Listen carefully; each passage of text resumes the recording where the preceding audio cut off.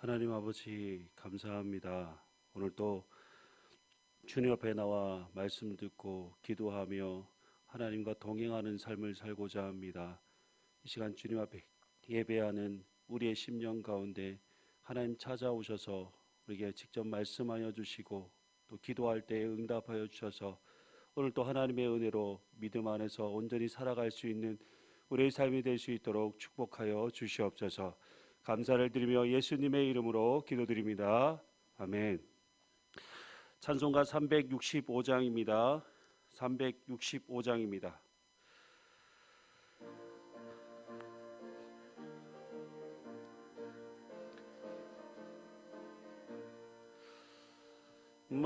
마음속에 근심 있는 사람 주 예수 앞에 달려라. 슬픈 마음 있을 때라도 주 예수께 아뢰라. 주 예수 앞에 달려라. 주 우리의 친구니 무엇이나 근심하지 말고 주 예수께 아뢰라. 눈물 나며 깊은 한숨 쉴 때 주 예수 앞에 달려라. 은밀한 죄 내게 있더라도 주 예수께 아뢰라. 주 예수 앞에 달려라. 주 우리의 친구니 무엇이나 근심하지 말고 주 예수께 아뢰라. 괴로움과 두려움 있을 때 주 예수 앞에 달려라. 내일 일을 염려하지 말고 주 예수께 아뢰라. 주 예수 앞에 달려라. 주 우리의 친구니 무엇이나 근심하지 말고 주 예수께 아뢰라. 죽음 앞에 겁을 내든 자여 주 예수 앞에 달려라. 하늘나라 바라보는 자여 주 예수께 아뢰라. 주 예수 앞에 달려라. 주 우리의 친구니 무엇이나 근심하지 말고 주 예수께 아뢰라. 오늘 하나님 말씀은 누가복음 18장 1절에서 8절까지 말씀입니다. 누가복음 18장 1절에서 8절까지 말씀, 신약성경 126면에 있습니다. 누가복음 18장 1절에서 8절까지 말씀 교독하시겠습니다. 예수께서 그들에게 항상 기도하고 낙심하지 말아야 할 것을 비유로 말씀하여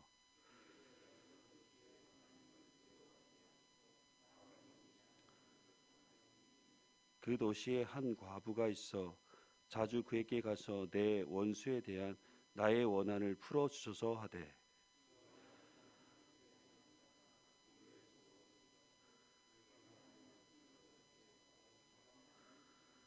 이 과부가 나를 번거롭게 하니 내가 그 원한을 풀어주리라. 그렇지 않으면 늘 와서 나를 괴롭게 하리라 하였느니라.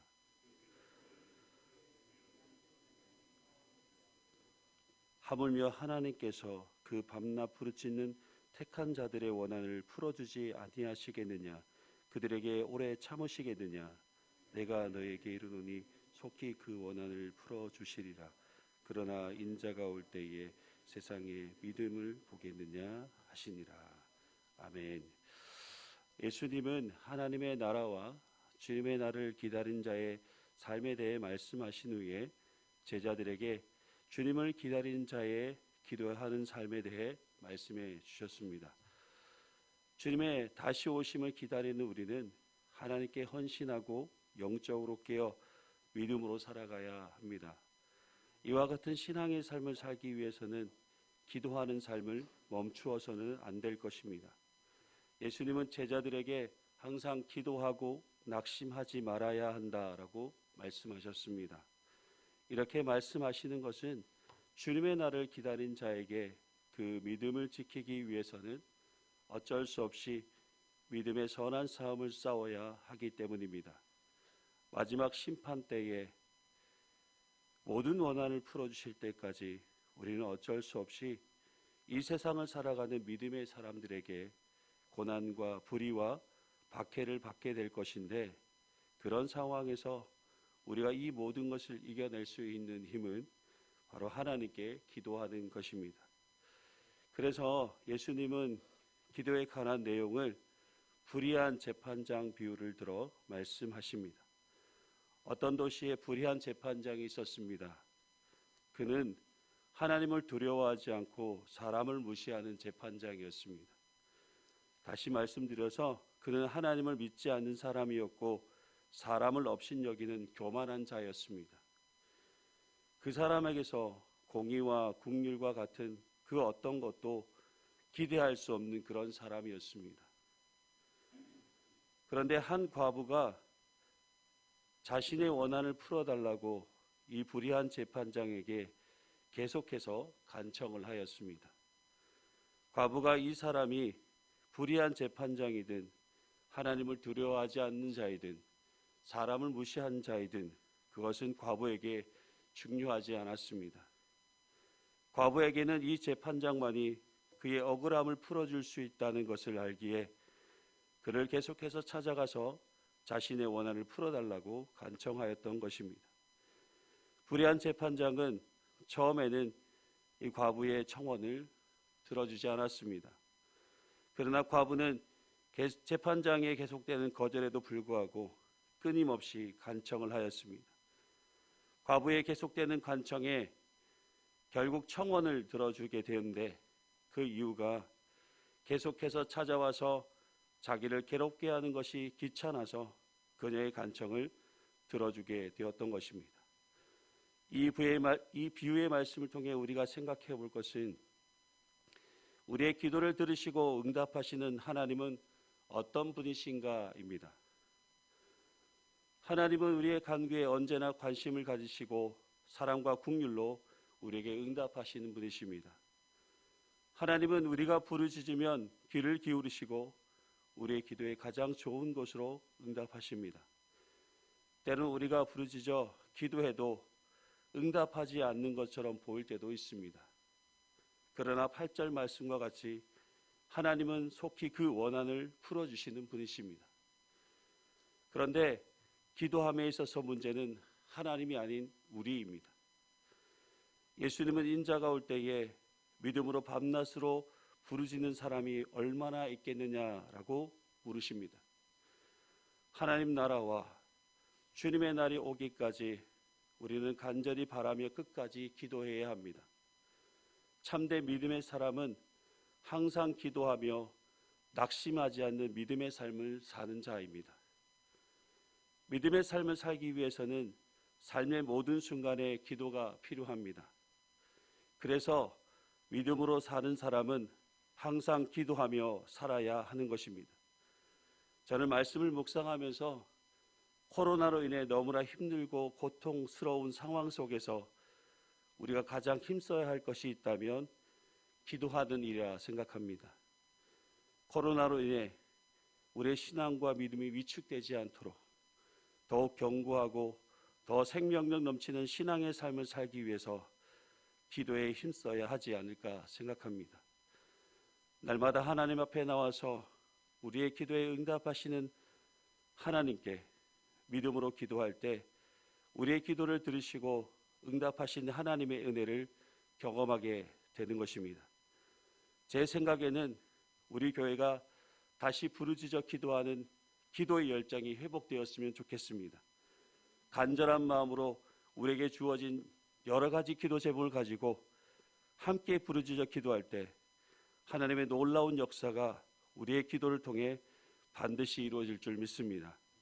하나님은 오늘 또 우리를 기도의 자리로 부르시고 우리의 간구하는 간절한 기도에 크신 역사로 응답하여 주실 것입니다. 오늘도 하나님께 믿음으로 기도함으로 승리하는 복된 여러분의 삶이 되시길 주님의 이름으로 축복합니다. 기도하시겠습니다. 우리에게 항상 기도하기를 말씀하시고 우리에게 기도에 응답하시는 자비하신 하나님, 오늘도 하나님의 나라와 의를 구하며 주님 앞에 우리의 기도로 주님의 뜻을 이루고자 합니다. 항상 기도하는 일에 힘쓰게 하시고 낙심하지 않고 더욱 기도함으로 믿음 안에서 승리하는 삶을 살아갈 수 있도록 우리를 인도하여 주시옵소서. 오늘도 여러 가지 기도 제목을 가지고 함께 기도할 때에 하나님께서 하늘문을 여시고 들으시고 크신 역사로 응답하여 주시옵소서. 감사를 드리며 예수님의 이름으로 간절히 기도드리옵나이다. 아멘.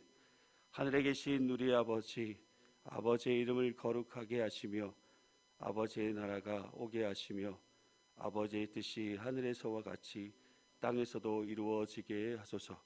오늘 우리에게 일용할 양식을 주시고 우리가 우리에게 잘못한 사람을 용서하여 준 것 같이 우리 죄를 용서하여 주시고 우리 시험에 빠지지 않게 하시고 악에서 구하소서.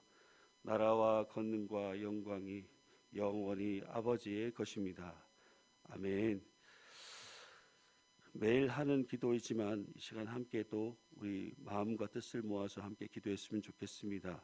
코로나로 인해서 우리 예배와 우리의 믿음의 삶이 위축되지 않도록 기도해 주시고, 지금 러시아와 우크라이나 전쟁이 너무나 심각한 상황 가운데 있습니다. 속히 종식될 수 있도록, 그래서 많은 인명피해가 없도록 위해서 기도해 주시고, 해외에서 힘들게 선교하시는 우리 선교사님들의 사역과 교회를 위해서 기도해 주시고, 예천교회가 예배가 회복되며 모든 교우들이 예배하는 삶이 회복될 수 있도록 위해서 기도해 주시고, 질병 중에 있는 우리 교우들을 위해 기도하실 때 특별히 암투병 하시는 우리 교우들과 연로하신 어르신들의 건강을 위해서 기도해 주시고, 대선이 이제 얼마 남지 않았습니다. 하나님께서 세우시고자 하시는 꼭 이 나라에 필요한 대통령을 선출할 수 있도록 위해서 기도해 주시고, 여러분의 개인적인 기도 제목을 가지고 함께 기도하실 때에 주님 이름 크게 부르시고 함께 통성으로 기도하시겠습니다. 주여